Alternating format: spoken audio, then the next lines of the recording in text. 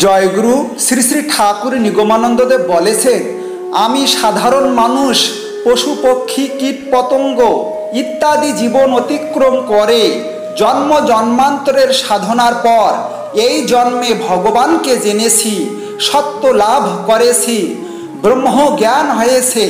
ব্যক্তিত্ব ধ্বংস হওয়ায় আমার ভিতর দিয়ে জগৎগুরুর স্থায়ী লীলায়িত হয়ে উঠেছে। আমাকে তোমরা সদ্গুরু বলে জেনে রাখো।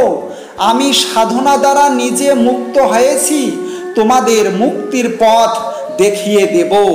এই আমার কাজ।